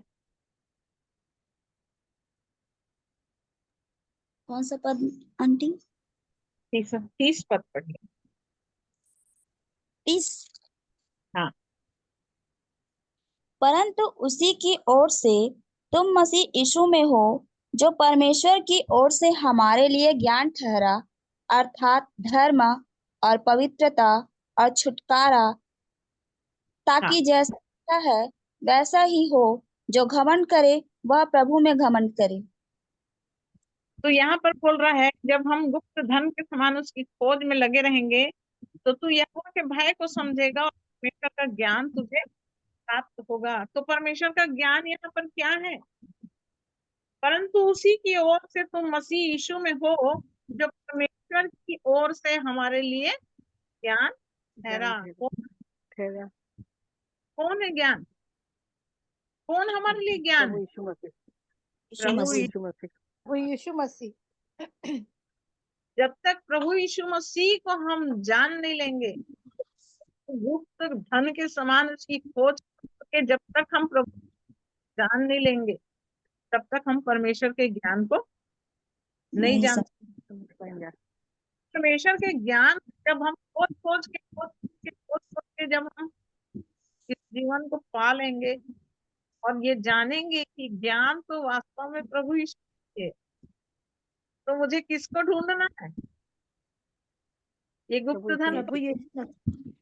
प्रभु यीशु मसीह। क्योंकि जब मैं ढूंढ ढूंढ के यीशु जीवन कैसे है, प्रभु का जीवन है, वो कैसे बात करते थे, वो कैसे चलते थे, वो कैसे जवाब देते थे, वो कैसे विचार करते थे, काम करते थे, सारी चीजों को जब हम धीरे धीरे अपने जीवन में ढूंढते जाएंगे मेरे प्रियो, ये गुप्त धन के समान उसकी खोज करना है। और तब हम प्रभु को जानेंगे से, तब उस ज्ञान हमारे अंदर प्रकट होगा। धीरजवंत है, वो प्रेम करने वाला है, वो क्षमा करने वाला है, वो दया करने वाला है, वो तरस खाने वाला है, नम्र है, दीन है।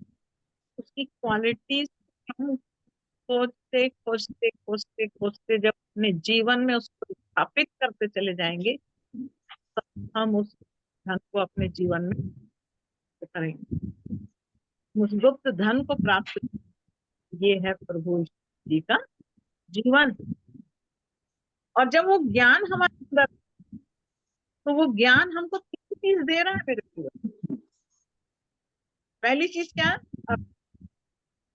धर्म, धार्मिकता का जीवन। जब हम प्रभु यीशु मसीह को ढूंढने और ढूंढते ढूंढते ढूंढते जब धर्म को अपने जीवन में पाने लगते हैं, तो वो धर्म का जीवन, धार्मिकता का जीवन, वो हमको राइचियस बनाना चालू करता है। और राइचियस नहीं बनाएगा हमको, दूसरा चीज क्या लिखा हुआ है, पवित्रता।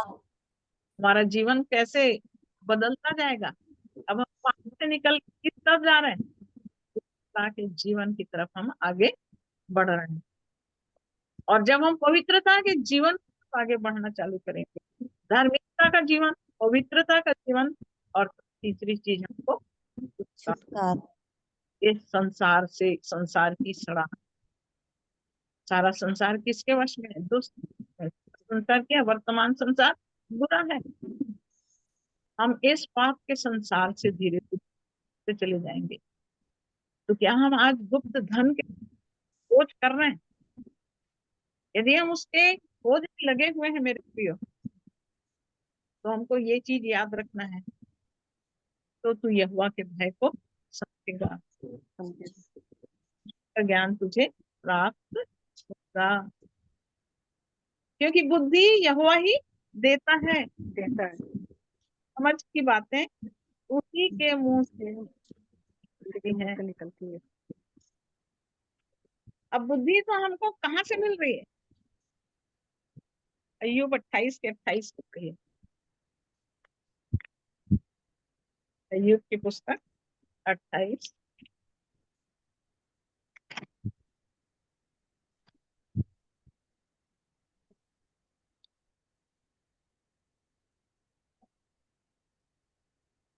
उसका 12 पद पढ़िए। अय्यूब 28 का 12। हाँ, 12 पढ़िए।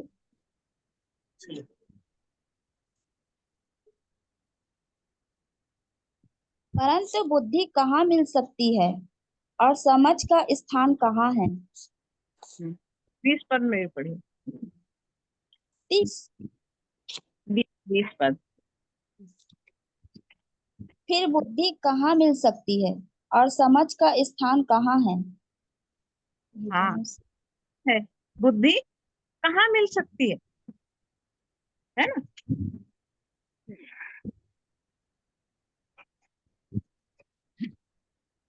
अट्ठाईस पद को पढ़िए। 28। तब उसने मनुष्य से कहा, देख, प्रभु का भय मानना यही बुद्धि है, और बुराई से दूर रहना यही समझ है। यही समझ है, प्रभु का भय मानना यही बुद्धि है। तो हमारे जीवन में किसका भय होना चाहिए? संसार के लोगों का भय, उसका भय, इससे हमको कोई फायदा नहीं होगा। हमको किसका भय होना है?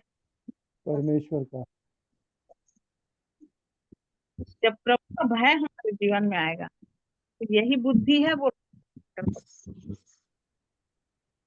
तो इस बुद्धि को हमको अपने जीवन में प्राप्त करना, इस ज्ञान को हमको अपने जीवन में प्राप्त करना है। याकूब 3 अध्याय में आइए।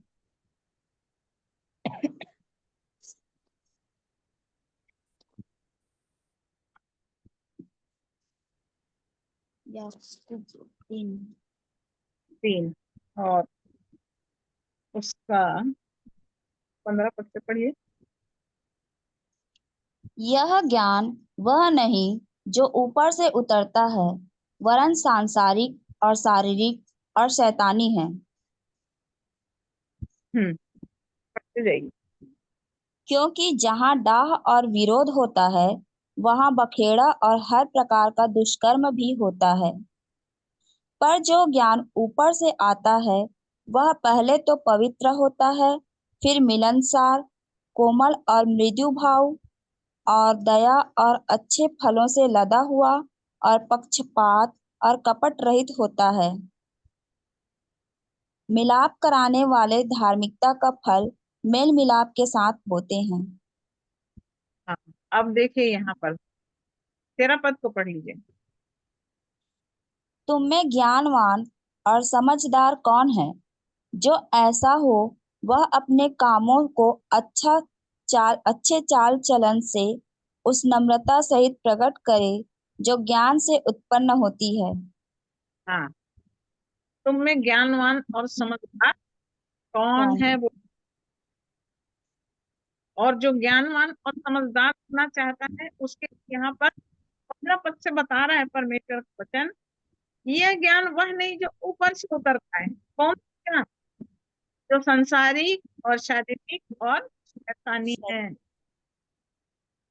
ऊपर से नहीं उतरता है।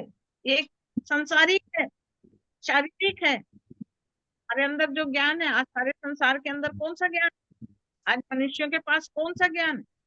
आज मनुष्य के पास यही ज्ञान है मेरे प्रियो, जो ऊपर से नहीं उतर रहा है, संसार का है, शरीर का है, शैतान का है। तो इन बातों को हमको अपने जीवन में पहचानना है कि हम कौन से ज्ञान पढ़ रहे हैं। आज शरीर के ज्ञान में पढ़ रहे हैं, इसलिए बहुत अच्छा पढ़ाई में हो सकते हैं पढ़ने वाले, आज बहुत बुद्धिमान, ज्ञानवान, बड़े बड़े पद और प्रतिष्ठा में हो सकते हैं। तो कौन सा ज्ञान है? शारीरिक, संसारिक है और शैतानिक है। और यही ज्ञान आज मनुष्य को कहाँ ले जा रहा है? ज्ञान हमको नाश में ले जाएगा, क्योंकि बोल रहा है जहां ठा और और हर प्रकार का है। ये संसार ज्ञान, विरोध, टेढ़ा, ये सारा चीज संसारिक ज्ञान से मिलेगा। लेकिन 17 पद में ज्ञान ऊपर से आता है, अर्थात परमेश्वर की तरफ से। जब हम परमेश्वर के ज्ञान को अपने जीवन में प्राप्त करना चाहते हैं, वो ऊपर से आने वाला ज्ञान पहले तो पवित्र होता है। ज्ञान कौन है? यीशु मसीह है। यीशु मसीह, उसका जीवन कैसा है? पवित्रता से परिपूर्ण। जब हम उस ज्ञान को अपने जीवन में लेंगे, हमारे अंदर सबसे पहले धार्मिकता, पवित्रता और छुटकारा, इस चीज को देखना मेरे प्रिय, कि पवित्रता का जीवन हमारे अंदर ही नहीं है। संसार से छुटकारा जीवन नहीं, क्योंकि जो ज्ञान परमेश्वर की तरफ से होगा वो मिलनसार, कोमल, मृदु भाव और अच्छे फलों से लदा पात और कपट रहित।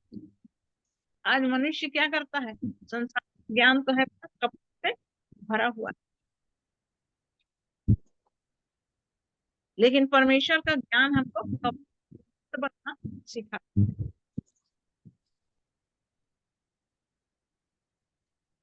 कपट किसको बोलते हैं? कपट भीतर से कुछ और दिखाने के लिए, अंदर से कुछ और, ये कपट है। लेकिन परमेश्वर का ज्ञान हमको रहित बनाता है, हम भीतर भी वही है, वही है। हमको सच्चाई का जीवन सिखाता है परमेश्वर का ज्ञान, हमको नम्रता का जीवन सिखाता है, अच्छे फलों से। अच्छा फल हमारे जीवन में, अच्छा फल कैसे आएगा? मत्ती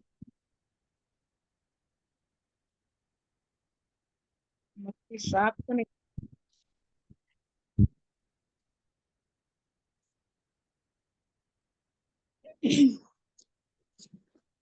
7 का आंटी, 7 का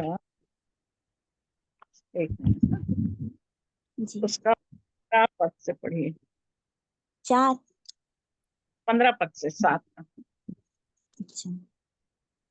झूठे भविष्यद्वक्ताओं से सावधान रहो, जो भेड़ों के भेष में तुम्हारे पास आते हैं, परंतु अंतर में वे फाड़ने वाले भेड़िए हैं। 16 पद, उनके फलों से तुम उन्हें पहचान लोगे। क्या लोग झाड़ियों से अंगूर या ऊँट-कटारों से अंजीर तोड़ते हैं? इसी प्रकार हर एक अच्छा पेड़ अच्छा फल लाता है और निकम्मा पेड़ बुरा फल लाता है। पढ़ लीजिए 19 पद, 20 तक पढ़ लीजिए। अच्छा पेड़ बुरा फल नहीं ला सकता और न निकम्मा पेड़ अच्छा फल ला सकता है। जो पेड़ अच्छा फल नहीं लाता वह काटा और आग में डाला जाता है।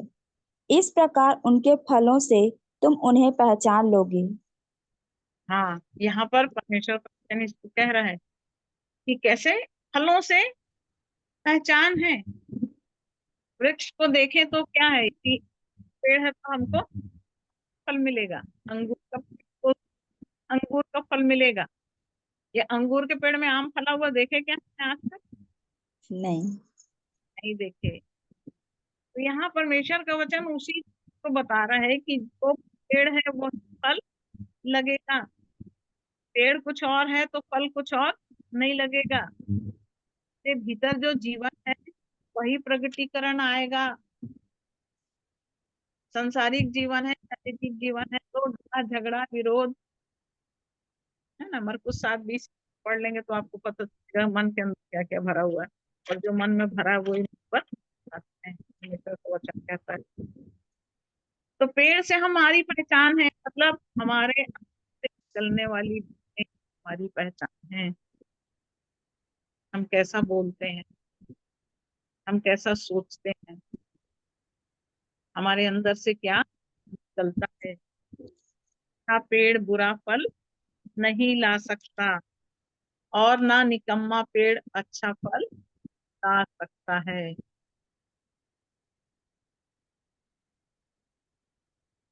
तो पेड़ से पहचान है, मतलब मेरे जीवन से मेरी पहचान है। निकम्मा पेड़ अच्छा फल नहीं ला सकता। और यहाँ पर कह रहा है कि जो जो पेड़ अच्छा फल नहीं और आग में डाला जाता है यदि मेरा जीवन में बदलाव नहीं है। मेरे प्रिय, एक अच्छा पेड़ यदि मेरा जीवन नहीं है, अच्छा फल लाने वाला पेड़ मैं नहीं हूँ, तो कहाँ जाएगा डालने वाला पेड़? आग हमारे लिए तैयार है। हमको अपने जीवन को बदलना है, हमको अच्छा पेड़ बनना है।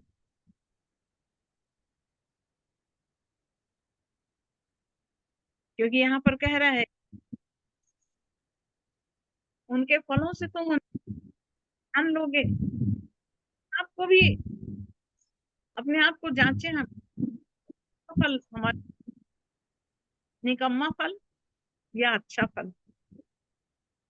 अच्छा फल, अच्छा फल होता है तो क्या करते हैं? अच्छे फल को खरीदते हैं या लेते हैं? हमारा हमारा मन किस बात के लिए तैयार रहता है? हम जब फल खरीदने जाते हैं तो हम कैसे फल को देखते हैं? अच्छा फल चाहिए रहता है, हम अच्छे से अच्छे ढूंढते फल। हैं। वैसे ही हमारा जीवन का प्रगटीकरण कैसा है, अच्छा है या बुरा। नीति वचन 4:23 पद तो देखिए।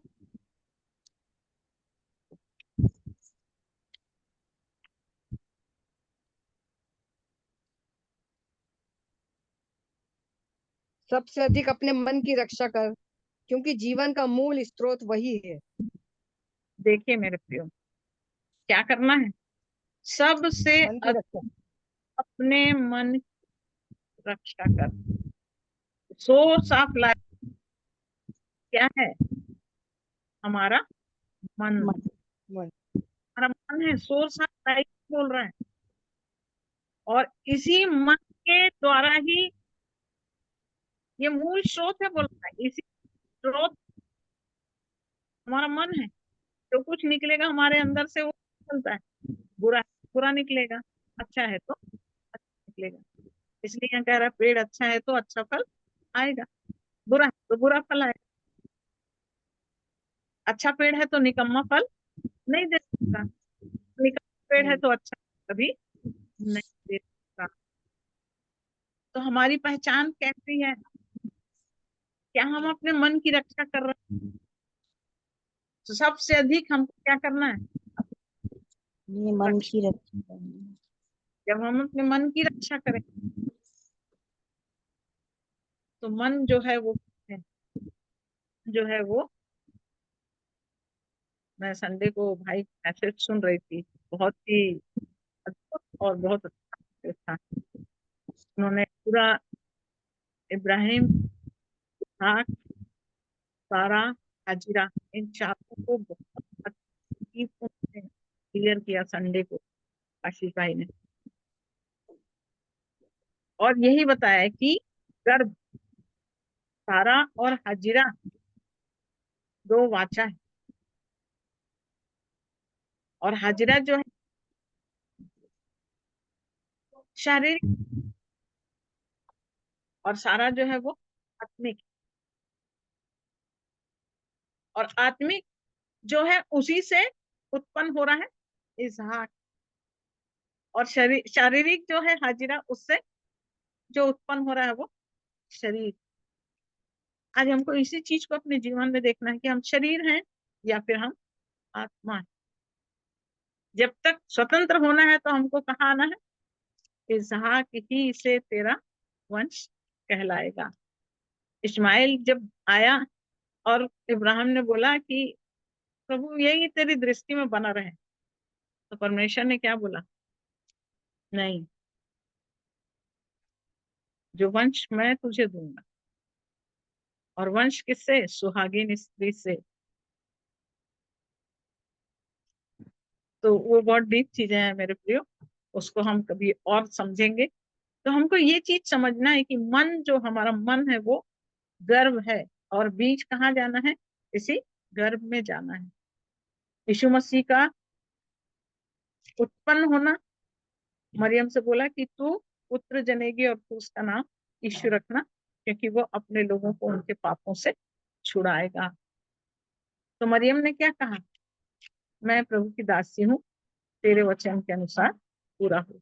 एक्सेप्ट किया। जब मन से उसने ग्रहण किया, तब क्या बोला, पवित्र आत्मा तुझ पर छाया करेगा, और परमेश्वर की सामर्थ्य तेरे से, तेरे को जो पुत्र होगा वो यीशु, उसका नाम रखेगा, वो छुटकारा दे। तो हमारे मन रूपी गर्भ में ये वचन जब अंदर जाएगा तो यही जन्म लेगा। एक बीज को जब डाला जाता है और उसको सींचा जाता है, तब वो बीज क्या करता है, उगता है,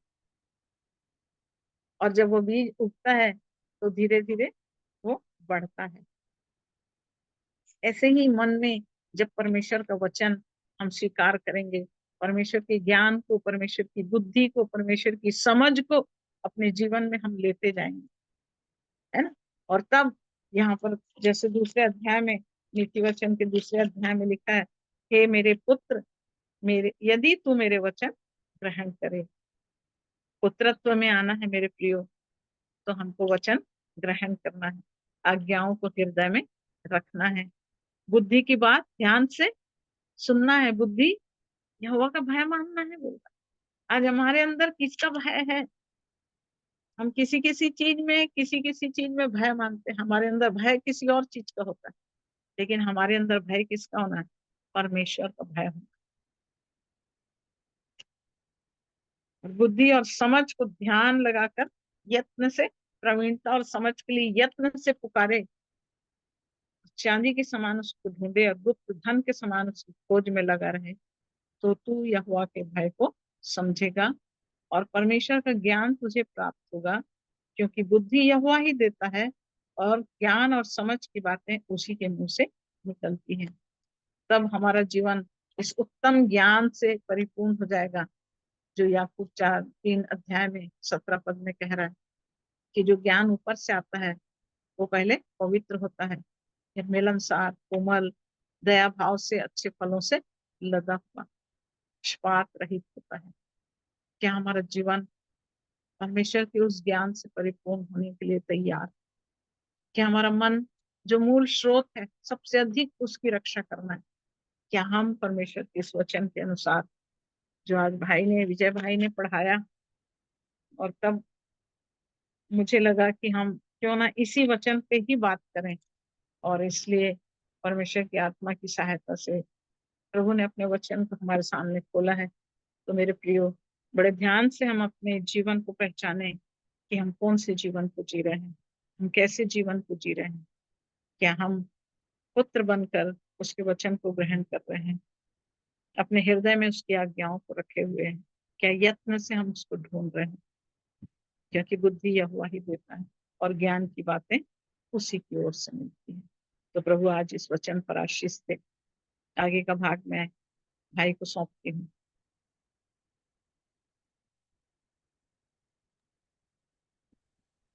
प्रेज द लॉर्ड। प्रभु का धन्यवाद हो।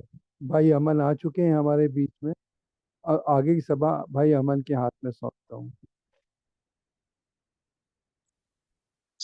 परमेश्वर पिता का प्रभु यीशु मसीह में धन्यवाद देते हैं। आंटी जी के लिए भी धन्यवाद और अंकल के लिए और सभी के लिए, आप सभी जुड़े। और जब मैं वचन के भाग को सुन रहा था तो जो विषय जो व्यवहारिक जीवन से भी संबंधित है वो था, आंटी जी रिलेशनशिप के बारे में बता रहे थे। संबंध, पहले चेले, फिर दास, फिर मित्र, फिर पुत्र, और पुत्र के लिए ये बातें लिखी गई हैं, उसके लिए भी लिखा है यदि तू सुने। तो उस विषय को जब आंटी बता रही थी कि कैसे वो परमेश्वर के साथ इब्राहिम का संबंध था, लेकिन मेरा ध्यान उस संबंध की ओर गया जो इब्राहिम और लूत के बीच में था। इब्राहिम किसके लिए इतनी विनती प्रार्थना कर रहे हैं परमेश्वर के सामने? वहां पे उस समय वो यहोवा थे, उनके सामने कोई टिक नहीं सकता, और वो इतना ज्यादा बोझ अपने भतीजे के लिए कि वो नाश नहीं हो जाए। तो ये मेरे एज अ चैलेंज मेरे पास आया कि कितना बोझ है मुझे, क्योंकि ये बोझ तभी आएगा जब पिता के साथ संबंध अच्छा है, परमेश्वर के साथ संबंध अच्छा है। तुम सबसे पहले परमेश्वर से प्रेम रखो, फिर आपस में प्रेम से रहो। प्रभु यीशु मसीह ने आज्ञा दी थी, प्रेम रखो आपस में। और एक चीज और जो मेरे ध्यान में गई, इस लूत के लिए जो था, वो अगर ध्यान देंगे आप तो जब वो निकले, इब्राहिम को परमेश्वर पिता ने कहा कि तू अपने देश और सब लोगों को छोड़ के निकल पिता के घर को, तो लूत भी साथ में चलने लगे थे। लूत चला, फिर झगड़ा हुआ इनके चरवाहों के बीच में, फिर लूत अलग हुआ। उसके बाद एक बार जब वो सदोम में था तो फिर वहां पे दूसरे राजा ने हमला किया और उनको बंधुआई में ले गए। तब इब्राहिम जाके लड़ने गए थे लूत के लिए, फिर राजा से कुछ नहीं लिया। और एक ये, और दूसरा यहाँ पे कि परमेश्वर से भी वो जैसे हम देख रहे थे, नेगोशिएशन कर रहे थे, बातचीत कर रहे थे कि प्रभु इनको बचा लीजिए। तो कितना ज्यादा। और एक और जो बात मेरे ध्यान में आई जब ये बात आंटी रख रही थी कि लूत जो था भतीजा था, मतलब अगली पीढ़ी के लिए, उस पीढ़ी का नहीं था, है ना, भाई का बेटा, भतीजा यदि अगर कहा जाए, तो फिर अगली पीढ़ी के लिए कितना बोझ है कि वो लोग साथ में चले कुछ समय के लिए, संसार में चले गए, लेकिन वापस आ जाए। और उसके लिए चाहे संसार के राजा से लड़ना हो तो लड़ लिए, परमेश्वर से भी यदि विनती प्रार्थना गिड़गिड़ा जैसा वो करना चाह रहे थे, बार बार बोल रहे थे कि प्रभु क्षमा करें, मैं ऐसे डिठाई कर रहा हूँ, ऐसा बोल रहा हूँ। लेकिन बोझ कितना है अगली पीढ़ी के लिए, अपने लोगों के लिए। और इस बात से मैं अपने आप को भी जांचने लगा कितना बोझ है। और खास तौर पे तो उससे पढ़ के नया नियम में आएंगे तो, यदि तू विश्वास करे तो तू और तेरा सारा घराना उद्धार पाएगा। तो परिवार घराने की स्थिति, बच्चों की स्थिति, और इस बात पे प्रभु मेरा ध्यान लेकर जा रहे थे। सो प्रभु सबकी सहायता करें। और आंटी जी का भी धन्यवाद इन सारे वचनों के लिए कि हम कैसे उस संबंध में प्रभु में हम बढ़ सकते हैं, मन की रक्षा करते हुए। और हर एक उन बातों के लिए जो आंटी के द्वारा प्रभु ने हम सब तक पहुंचाई है, मेरा विश्वास है हम सभी आशीषित हुए हैं। इन वचनों पे मन लगाएं, अपने हृदय जो कि गर्भ के रूप में कहा गया है उसमें अधिकाई से बसने दें, गहराई में जाए वो और फलवंत होने पाए। आइए हम प्रार्थना करेंगे। प्रेमी, दयालु, अनुग्रहकारी, सर्वशक्तिमान पिता परमेश्वर, राजाओं के राजा, प्रभुओं के प्रभु, जिनके बिना हम पिता परमेश्वर आप तक नहीं पहुंच सकते, प्रभु यीशु मसीह के नाम से प्रभु जी आपके अनुग्रह के सिंहासन के सन्मुख आते हैं। प्रभु जी आपका धन्यवाद देते हैं कि अपनी बड़ी दया करुणा में आप हमें नया दिन दिखाते हैं, और ये उत्तम भाग संगति का आप हमें प्रदान करते हैं जहाँ पे आपके वचन से हम प्रभु जी आपकी बातों को हम सीखना चाहते हैं। प्रभु जी सीखते हैं प्रभु जी, हम वचन के सुनने वाले ही ना रहे, परंतु प्रभु जिस पे चलने वाले भी बने जी। ऐसी दया अनुग्रह चाहता हूँ। आंटी जी को आपने, बेला आंटी जी को आपने अच्छा स्वास्थ्य प्रदान किया, चंगाई दी, इसलिए आपका धन्यवाद देते हैं। और हमारे मध्य में वो वचन के भाग को आपने जो उन्हें सिखाया था प्रभु जी हम तक पहुंचाया, उन्होंने आपका धन्यवाद देते हैं। उनके लिए, उनके परिवार बढ़ाने के लिए, हर एक जनों के लिए प्रभु जी, और जितने संगति में जुड़े हर एक जनों को प्रभु जी आपके हाथों में समर्पित करते हैं। होने दे प्रभु जी, आपके साथ हमारा कैसा संबंध है अभी आज के दिन में, हम उसे जांचने पाए, और यदि ठीक नहीं है प्रभु जी उसे ठीक कर लें, और आपसे और नजदीकी में प्रभु जी बढ़ते जाने में, और निरंतर प्रतिदिन आप में बढ़ते जाने में। जैसे कि पौलुस कहते थे कि मैं उनके उस मृत्युंजय की सामर्थ को और मरे हुओं के जी उठने के बाद तक किसी रीति भी पहुंचूं, मतलब मसीह के स्वभाव में वो जानना चाहते थे। मेरे अंदर भी और हर एक प्रिय के अंदर भी ये भूख और प्यास प्रदान करें प्रभु जी, और ना ही सिर्फ अपने व्यक्तिगत जीवन के लिए, परंतु प्रभु जी अपने लोगों के लिए प्रभु जी, जिनके लिए भी आपने हमें बोझ दिया है प्रभु जी। तो यदि बोझ नहीं है तो बोझ प्रदान करें प्रभु जी, क्योंकि जो आपकी जो कलीसिया है प्रभु जी, वो वैसे ही बढ़ती है प्रभु जी, आपसे प्रेम में ही प्रभु जी, प्रेम में गट कर, ऐसा वचन में कहता है प्रभु जी। आपके प्रेम को जाने और वैसा ही प्रेम हम औरों से करने पाए कि लोग हमारे भले कामों को देखकर आप स्वर्गीय पिता की बड़ाई करने पाए, आपके राज्य में आने पाए प्रभु जी। ऐसी दया और अनुग्रह चाहता हूँ। आज की मीटिंग के हर एक भागों में प्रभु जी सहायता मदद करने के लिए प्रभु जी आपका धन्यवाद देते हैं। हर एक प्रियों के लिए जो इस संगति में जुड़े, विजय अंकल के लिए जिन्होंने संचालन में अगुवाई की, विलांटी के लिए जिन्होंने वचन का भाग रखा, हर एक उन प्रियों के लिए जिन्होंने स्तुति आराधना में प्रभु जी सहयोग दिया, हर एक जन के लिए प्रभु जी स्तुति आराधना किया, हम सबकी अगुवाई की, हर एक बातों के लिए प्रभु जी आपको धन्यवाद देते हैं। होने दें कि जो कुछ भी यहाँ पे हम करें प्रभु जी, सब बातें हमारी आत्मिक उन्नति का कारण हो प्रभु जी, और सब बातों में आप ही के नाम को आदर, महिमा और पराक्रम और महिमा, हर एक बातों में प्रभु जी आप ही का धन्यवाद सुना जाए, आप ही का नाम ऊंचा किया जाए प्रभु जी, क्योंकि हम तो कुछ भी नहीं है, लेकिन आप सब में सब कुछ है प्रभु जी, और हम जो कुछ भी है वो आप ही के द्वारा है। हम आपके नाम को धन्य कहते सराहते हैं। एक बार फिर से हर एक उन बातों के लिए प्रभु जी, जिन बातों को आज हमने सीखा है प्रभु जी, जिससे आपने हमसे बातचीत किया है प्रभु जी, होने दे कि वो वचन हमारे जीवन, वो हमारा वो जीवन बनने पाए प्रभु जी। हम सबकी सहायता मदद करें, और ना ही सिर्फ अपने लिए लेकिन दूसरों के भी प्रभु जी हम आशीष का कारण होने पाए। ऐसी दया और अनुग्रह चाहता हूँ, वह उद्धार करता प्रभु यीशु मसीह के पवित्र और मीठे नाम से मांग लेता हूँ, आमीन आमीन आमीन। आमीन।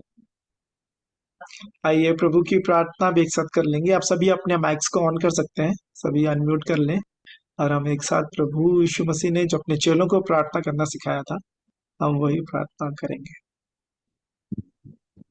हे हमारे पिता, हे हमारे पिता, आप जो स्वर्ग में हैं, आपका नाम आपका पवित्र नाम माना पवित्र जाए, माना जाए, आपका राज्य आए, आपकी इच्छा जैसे स्वर्ग में पूरी स्वर्ग होती में है, पूरी होती है, वैसे वैसे पृथ्वी ही पर भी पृथ्वी पूरी पर हो। भी पूरी हो।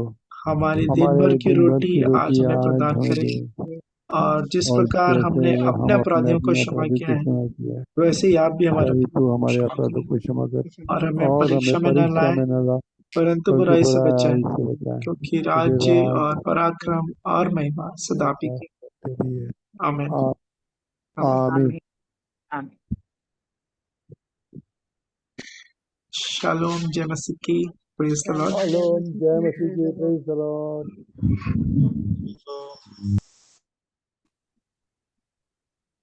तो यदि और कोई कुछ कहना चाहते हैं तो अभी अवसर ज्योति है। दीदी है क्या? ज्योति दीदी है? नहीं है आंटी जी, नहीं है।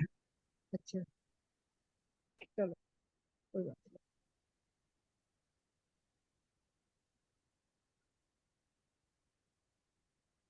तो यदि और कोई कुछ नहीं कह रहे हैं तो मीटिंग एंड करेंगे, और कल फिर प्रभु के दया अनुग्रह में फिर से हम जुड़ेंगे। समय शाम 7 बजे से है प्रार्थना का, और उसके बाद संगति का समय है 7:30 से। आप सभी आमंत्रित हैं, दूसरों को भी आमंत्रित कर सकते हैं। Good night, shalom. Good night, चलो। शालोम।